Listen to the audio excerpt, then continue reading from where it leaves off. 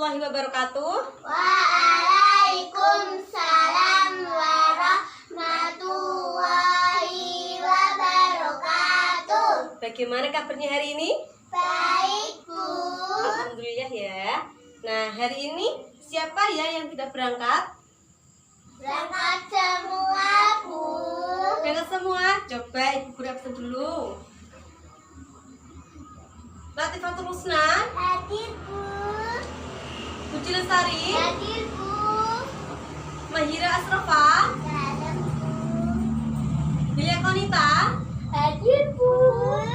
Ya, alhamdulillah lagi semua. Nah, sebelum kita masuk ke materi, alangkah baiknya kalau kita berdoa terlebih dahulu supaya ilmu yang kita dapatkan nantinya bermanfaat bagi kita semua. Nah, ayo siapa yang mau mimpin doa? Saya, Bu. Nah, ayo Mbak Tari dipimpin doanya ya. Berdoa mulai. Bismillahirrahmanirrahim.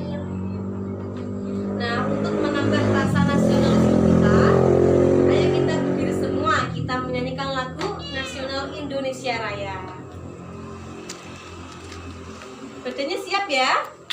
Nah, 1, 2, 3. Hiduplah Indonesia Raya, Indonesia tanah airku, tanah tumpah darahku. Di sanalah aku berdiri, jadi pandu ibu. Silakan duduk semua. Silakan buka buku kalian halaman 1 ya. Sudah? Kalau sudah, Ibu beri waktu kalian untuk membaca 15 menit ya. Dari sekarang silakan dibaca.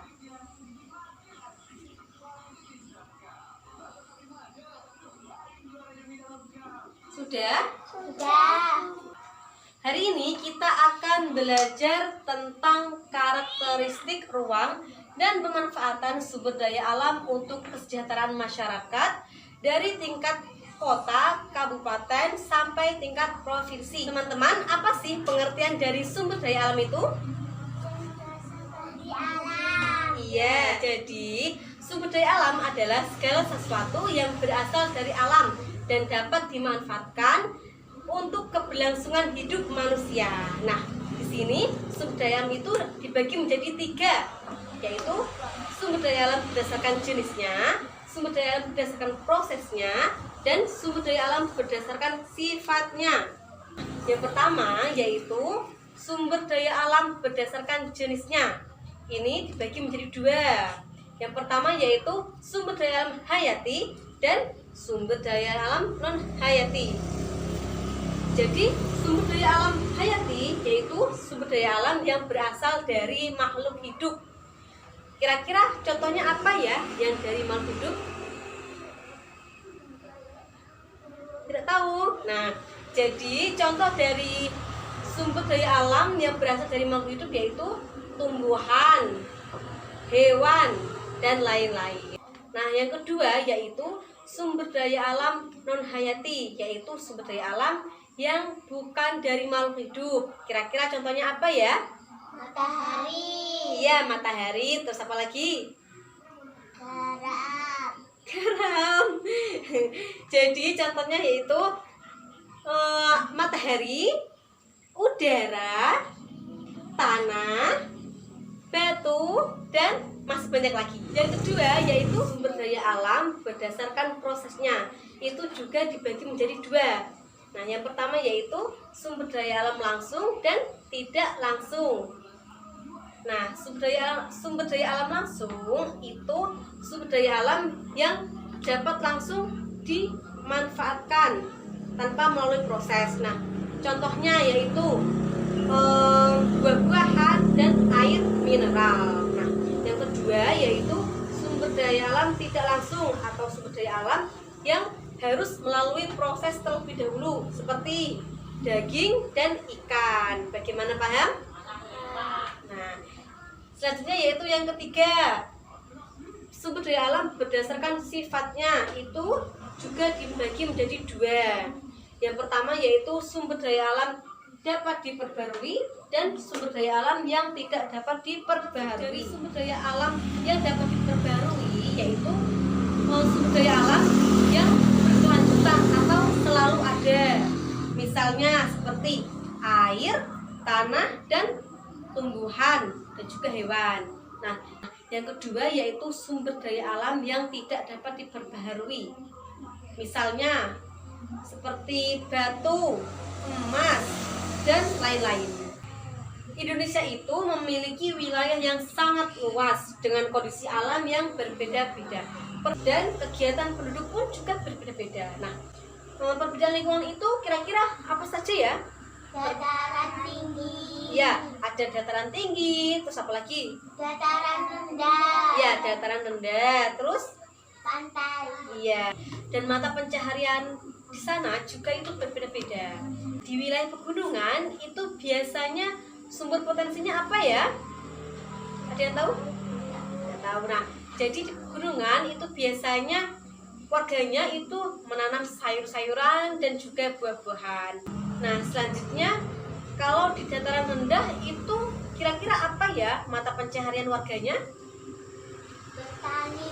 Iya, petani. Nah, kalau petani itu biasanya sumber potensinya itu apa? Menanam jagung. Ya, menanam jagung. Terus Padi. padi. Sayur-sayuran. Yes, pintar. Jadi biasanya di dataran rendah itu yang dihasilkan ada hewan ternak, ada padi, kedelai, dan juga jagung. Nah, yang terakhir yaitu daerah dekat pantai. Itu biasanya mata pencahariannya apa? Mencari ikan. Iya, mencari ikan atau nelayan ya. Ya, jadi sumber potensinya itu seperti ikan dan juga Kerang. ya. Nah, jadi di pantai, di dekat pantai itu biasanya warganya itu mata pencahariannya sebagai nelayan dan sumber potensi yang dihasilkan itu seperti ikan, kerang, rumput laut dan masih banyak lagi. Nah, selanjutnya coba kalian perhatikan media yang ada di depan kalian. Nah, di sini tertulis lingkungan daerah tempat tinggal. Nah, seperti dataran tinggi, dataran rendah, dan juga pantai. Nah, di sampingnya itu ada keterangan potensi sumber daya alam. Nanti tugas kalian yaitu mencocokkan sesuai gambar. Nah, di sini Ibu Guru mempunyai kartu gambar. Nanti kalian tempelkan ke dalam media ini sesuai. Sudah paham ya? Ya. Ya, alhamdulillah. Nah, selanjutnya coba kalian perhatikan media yang ada di depan kalian. Nah, di sini Ibu Guru mempunyai papan sumber daya alam. Di sini ada keterangan lingkungan daerah tempat tinggal dan di sampingnya yaitu potensi sumber daya alam. Nah, di sini nantinya kalian Ibu tugaskan untuk menjodohkan. Jadi di dataran tinggi itu potensi sumber daya alam yang dihasilkan itu apa? Nah, di sini Ibu Guru mempunyai beberapa gambar. Nanti kalian tempelkan ke papan ya. Bagaimana, paham? Paham. Nah, kalau sudah paham, ayo siapa yang mau maju pertama? Yaudah, ayo Mbak Tari dulu ya. Mahira nanti dua. Ayo Mbak Tari. Kalau dataran tinggi itu potensi sumber daya alamnya apa? Buah-buahan. Iya, buah-buahan. Ayo silakan tempelkan di sini ya.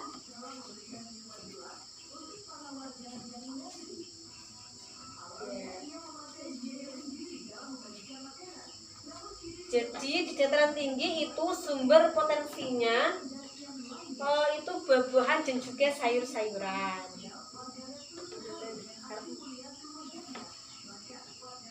Nah, pinter. Ayo silakan duduk. Nah, yang kedua Ayo Mahira, maju ke depan.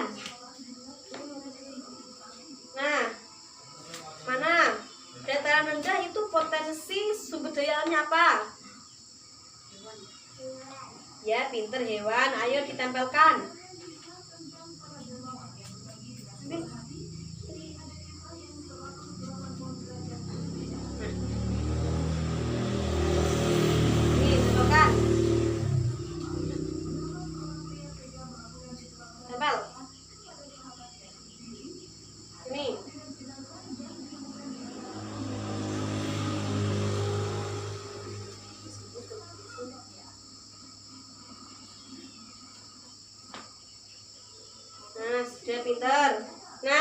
Silakan selanjutnya Mbak Iva masuk ke depan.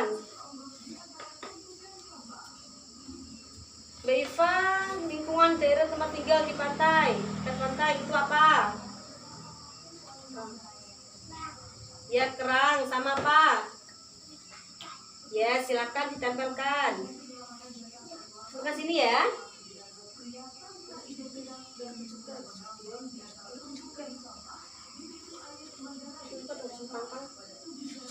Cungkangkang.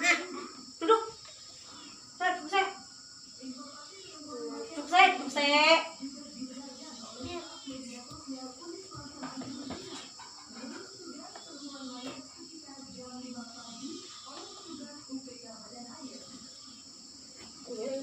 Selanjutnya ayo Mbak Iva masuk ke depan.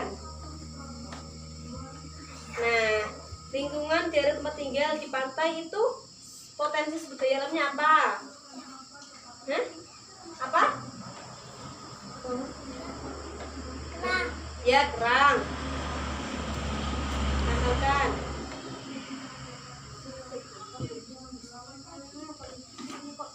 Terus apa lagi? Ya, ikan.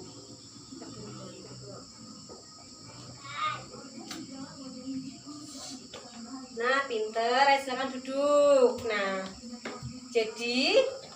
sudah ya. Sekarang kita koreksi bersama-sama. Nah, di sini lingkungan daerah tempat tinggal itu dataran tinggi. Potensi sumber daya alamnya itu ini gambar apa? Strawberry. Yes, strawberry itu termasuk buah-buahan. Dan ini apa? Sayuran. Ya, sayur. Jadi di lingkungan daerah tempat tinggal dataran tinggi itu potensi sumber daya alamnya itu buah-buahan dan juga sayur-sayuran. Nah, kalau di dataran rendah itu potensi sumber dayanya apa? Hewan. Ya, pinter, hewan. Nah, yang ketiga yaitu pantai. Biasanya mata pencahariannya warga di sana itu apa? Nelayan. Ya, nelayan. Nah, jadi potensi sumber daya alamnya seperti apa? Kerang. Ya, kerang. Ini ya kerang ya. Terus kenapa? Ikan. Ya, pinter sekali. Nah, sebelum kita akhiri pada pertemuan pagi hari ini, di sini Bu Guru akan memberi kalian soal evaluasi. Kalian kerjakan ya.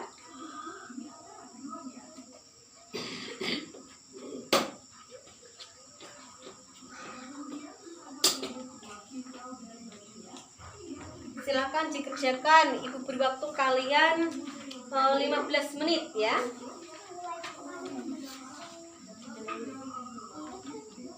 Ayo dikerjakan.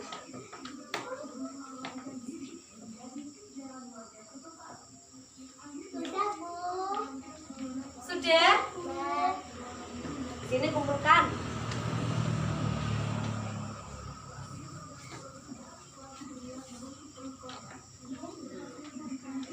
Bagaimana? Ada yang ditanyakan? Kalau tidak ada, Ibu Guru yang bertanya. Nah, hari ini kita belajar tentang apa saja ya? Sumber daya alam. Ya, tentang sumber daya alam. Tadi pengertian dari sumber daya alam itu apa? Berasal dari alam. Ya, jadi sumber daya alam adalah segala sesuatu yang berasal dari alam dan dapat dimanfaatkan bagi keberlangsungan hidup manusia.